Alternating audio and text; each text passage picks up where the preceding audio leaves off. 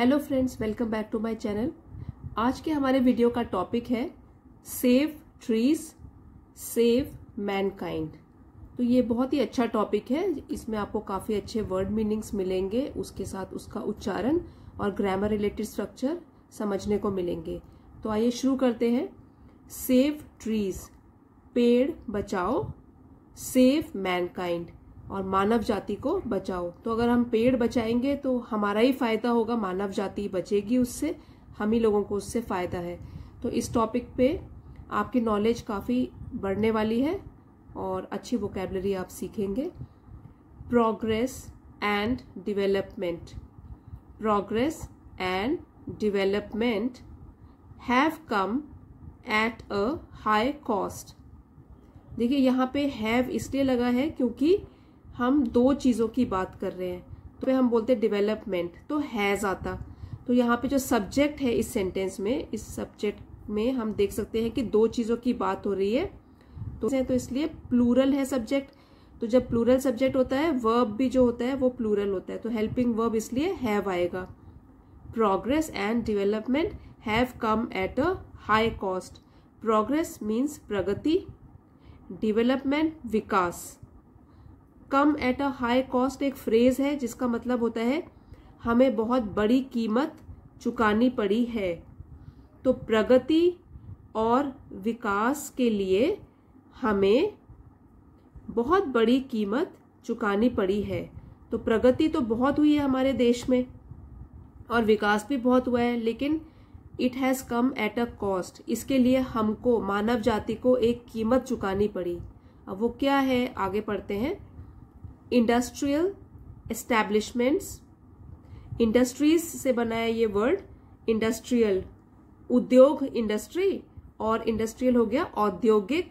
Establishment मतलब उनकी जो संस्था है या प्रतिष्ठान है, या जहां पे वो बसी हुई हैं, उद्योग बसे हुए हैं, इंडस्ट्रीज बसी हुई हैं, तो वो वाले औद्योगिक प्रतिष्ठान जो बहुत सारे हैं, काफी सारी इंडस्ट्रीज बन गई हैं। न्यू मॉल्स, मॉल का आपको पता ही होगा। मॉल्स बड़े बड़े शॉपिंग सेंटर जहां पे सारी चीजें, अलग अलग चीजें एक ही छत के नीचे हमको मिल जाती है। शॉपिंग सेंटर बड़ा सा, जो कि आपको बड़ी सिटीज में देखने को मिलता है। और मल्टीप्लेक्सेस, मल्टीप्लेक्सेस बड़े सिनेमा घर, जिसमें कि एक ही बिल्डिंग में बहुत सारे कमरे होते हैं, उसमें अलग अलग स्क्रीन्स लगी होती हैं और अलग अलग पिक्चर्स दिखाई जाती है एक ही सिनेमा घर में। तो वो मल्टीप्लेक्स उसको बोलते हैं जहां पे बड़े सिनेमा घर हो, एक ही सिनेमा हॉल में अलग अलग कमरों में अलग अलग पिक्चर्स दिखाई जा रही हो। तो न्यू मॉल्स, नए नए शॉपिंग सेंटर, नए नए सिनेमा घर, बड़े से बड़े सिनेमा घर, बड़ी बड़ी इंडस्ट्रीज, उद्योग। And smart cities. Smart cities का मतलब होता है जिन शहरों में सारी की सारी सुविधाएं हमको उपलब्ध हो और ज्यादा दूर भी ना हो वो, जैसे मेडिकल और एजुकेशन की सुविधाएं, फिर शॉपिंग की सुविधाएं, सारी सुविधाएं हमारे आसपास ही हो, सारी फैसिलिटीज हो, तो उसको कहते हैं स्मार्ट सिटी। जिन शहरों में सारी की सारी सुविधाएं हैं। May dazzle, dazzle our eyes and minds. तो हो सकता है ये सारा जो विकास है, इट मे डैजल, ये हमारी आंखों को और हमारे दिमाग को चकाचौंध कर सकता है, हमारी आंखें चौंधा सकता है ये सारा डेवलपमेंट, जितना भी विकास हुआ है। Industrial establishment, new malls, multiplexes, smart cities may dazzle our eyes and minds. Have we ever thought what have we paid for this progress. लेकिन कभी ये बताइए, हैव वी एवर थॉट, क्या हमने कभी सोचा है, एवर कभी सोचा, what have we paid for this progress, कि हमने क्या, पेड फॉर दिस प्रोग्रेस का मतलब है हमने क्या कीमत, पेड कीमत चुकाई है इस प्रगति के लिए। तो क्या have we ever thought what have we paid for this progress, क्या हमने कभी सोचा है कि इस विकास के लिए हमने क्या कीमत चुकाई है, इस प्रगति के लिए, विकास के लिए हमने क्या कीमत चुकाई है। तो हम सब बहुत खुश तो होते हैं कि हमारे शहरों में इतने अच्छे मॉल्स खुल गए, सिनेमा हॉल खुल गए, बड़ी बड़ी बिल्डिंग्स आ गई हैं। तो हाँ, सच बात है कि हाँ, हमारी आंखें चौंधिया सकती हैं ये सब कुछ देखकर। लेकिन हमको पता होना चाहिए कि इसके पीछे क्या क्या हमने खो दिया है। तो यहाँ पे ये देखिए, अब पता लगाते हैं कि क्या हमने खो दिया है। The other side of the coin presents quite an unpleasant and ugly picture।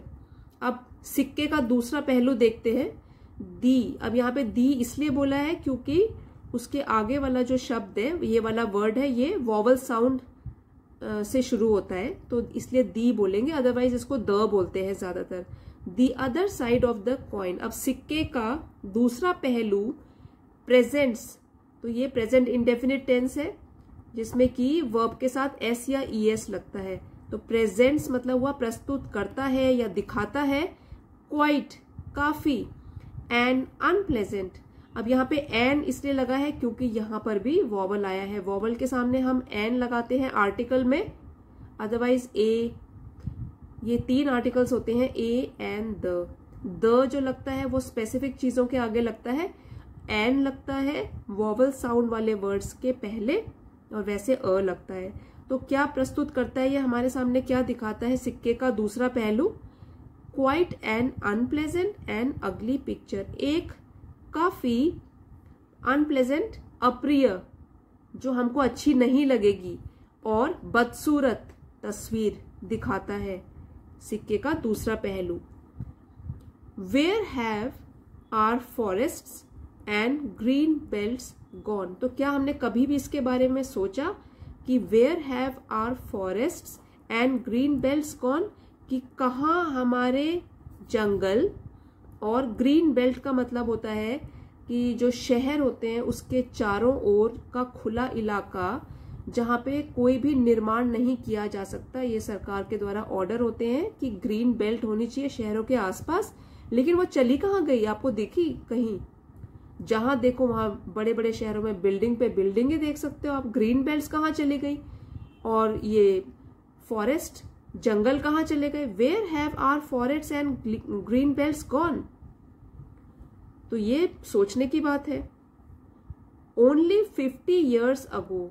अब देखिए, आज से 50 साल पहले की बात करते हैं।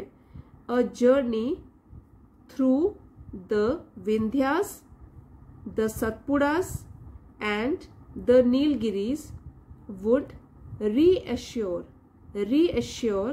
us of our natural wealth and forests। अब आज से 50 साल पहले की बात करते हैं। A journey through the Vindhyas, जब हम यात्रा करते थे तो विंध्या, सतपुड़ा, नीलगिरी, ये सारी की सारी पर्वत श्रृंखलाएं हैं। तो चाहे आप विंध्या की पर्वत श्रृंखलाएं देख लो, सतपुड़ा की पर्वत श्रृंखलाएं देख लो, या तो नीलगिरी हिल्स देख लो, तो ये सब हमको एक आशावादी भविष्य दिखाती थी। ये हमको आश्वासन देती थी, would reassure us of our natural wealth and forest, कि हमारे पास नेचुरल मीन्स नेचर से बना हुआ है, प्राकृतिक धन है और बहुत सारे जंगल है। इनको देखकर जब घने घने जंगल हम देखते थे तो हम आश्वस्त हो जाते थे, हमको भरोसा मिलता था कि हमारे पास बहुत ही नेचुरल प्राकृतिक धन दौलत है। प्राकृतिक धन दौलत क्या होती है? पेड़ पौधे ही होते हैं और जंगल है। तो हमको अच्छा लगता था आसपास देखकर। लेकिन हुआ क्या? Unplanned urbanisation. अनप्लैन्ड का ये प्लान का उल्टा हो गया, ये अनियोजित। जो प्लान नहीं है, अनप्लैन्ड है, अनियोजित है। अर्बनाइजेशन, शहरीकरण, मतलब शहरों का विकास हो रहा है लेकिन वो अनप्लैन्ड तरीके से हो रहा है, अनियोजित तरीके से। तो अनियोजित शहरीकरण हैज प्लेड हैवक। अब हैज के साथ वर्ब की थर्ड फॉर्म जब आती है तो वो वाला सेंटेंस होता है प्रेजेंट परफेक्ट टेंस की पहचान होती है वो। तो unplanned urbanization has played havoc. Havoc का मीनिंग, इस वर्ड का मीनिंग होता है कि विनाश जैसी स्थिति आ गई, बस सारा कुछ अब विनाश, ध्वस्त होने वाला है। अब लेकिन प्लेड हैवक का मतलब होता है कहर बरसाना।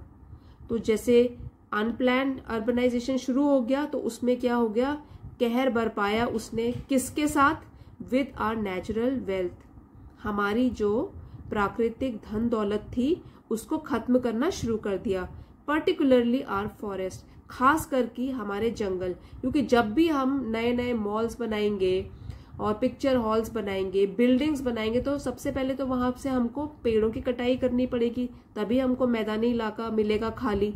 तो क्या हो गया, अनप्लान्ड तरीके से जब हमने शहरीकरण करना शुरू कर दिया तो इसने कहर बरपा दिया हमारी प्राकृतिक संपदा पर, प्राकृतिक जो भी धन दौलत है, खास करके हमारे फॉरेस्ट, जंगल। तो जंगल का विनाश होना शुरू हो गया, जंगल गायब होने शुरू हो गए, पेड़ पौधे बहुत सारे कटने शुरू हो गए इस विकास के नाम पे। फिर है building of roads, railways, dams, bridges, industrial establishments etcetera have led to felling of trees.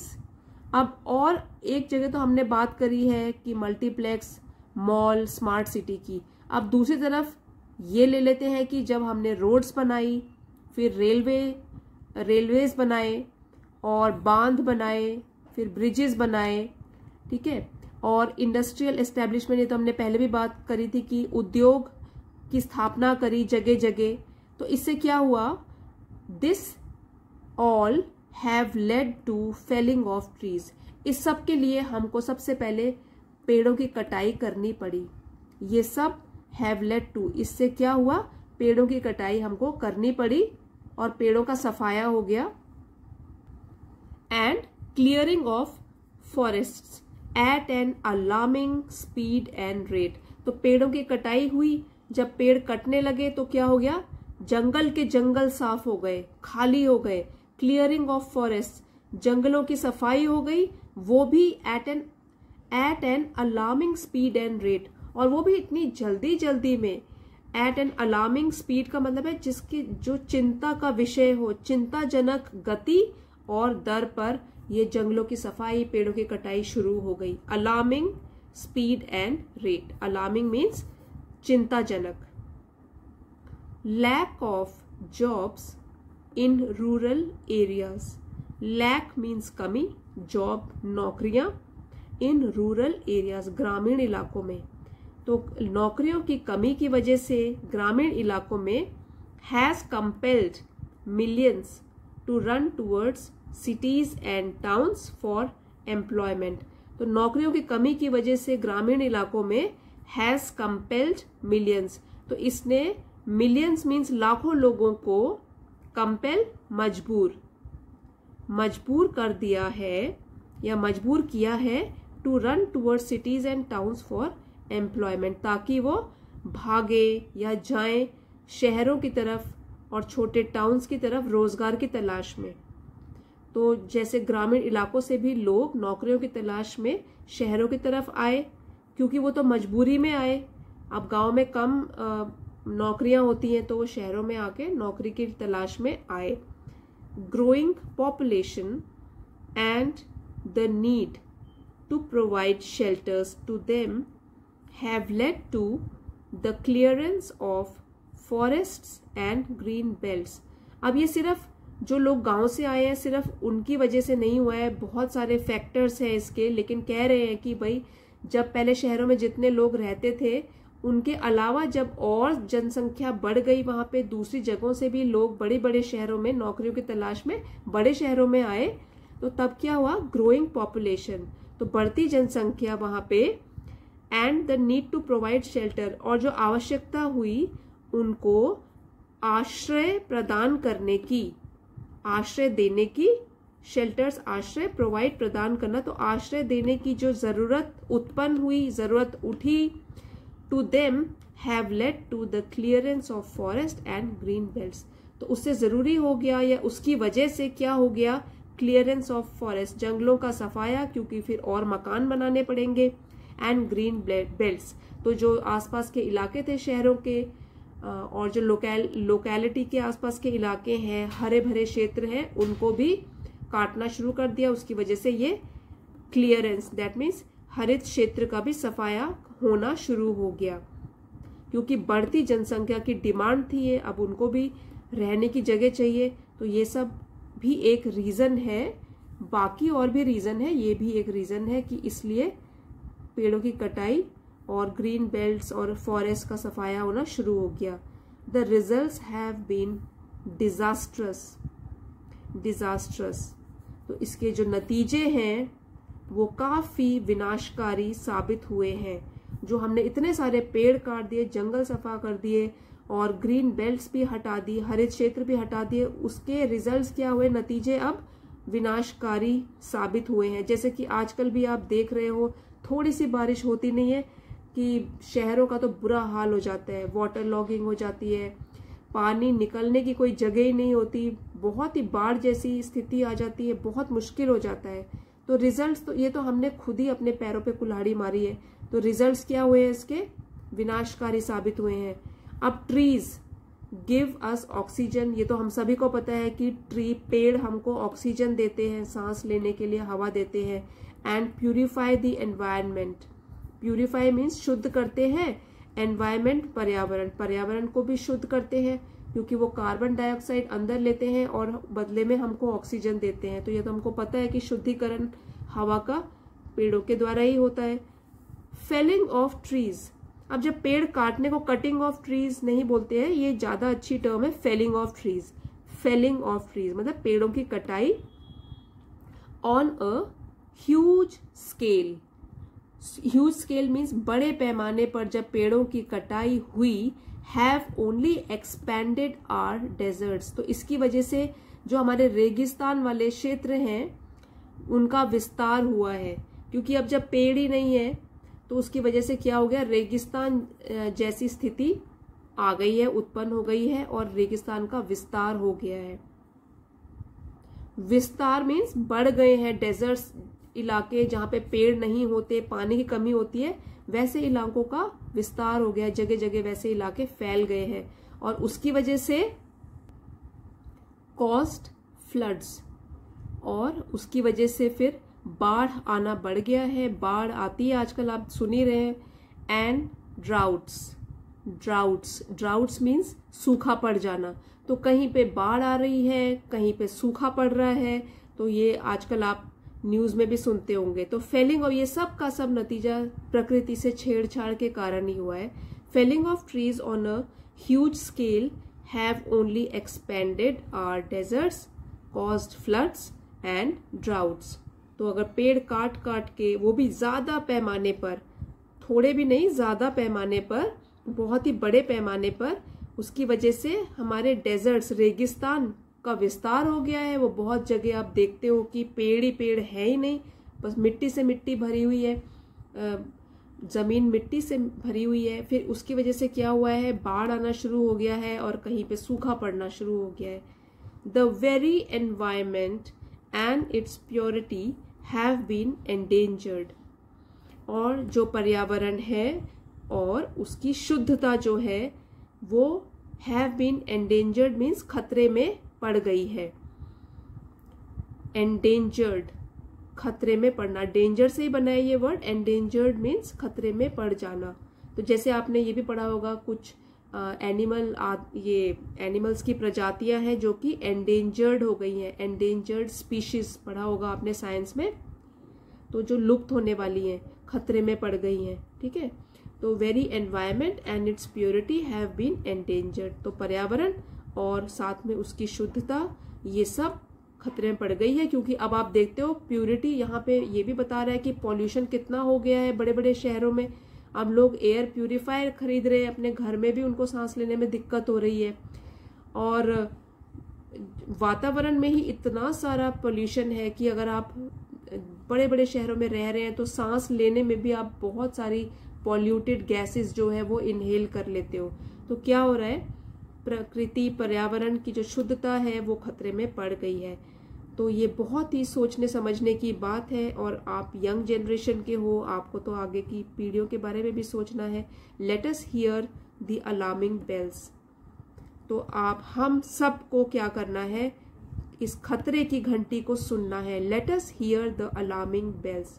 अब जो भी इतना प्रकृति का प्रकोप आप देख रहे हैं, ये खतरे की घंटी है, अभी भी संभल सकते हैं। Let us all hear the alarming bells. Alarming means खतरे की, अलार्म से बन गया ये अलार्मिंग, और बेल्स घंटी।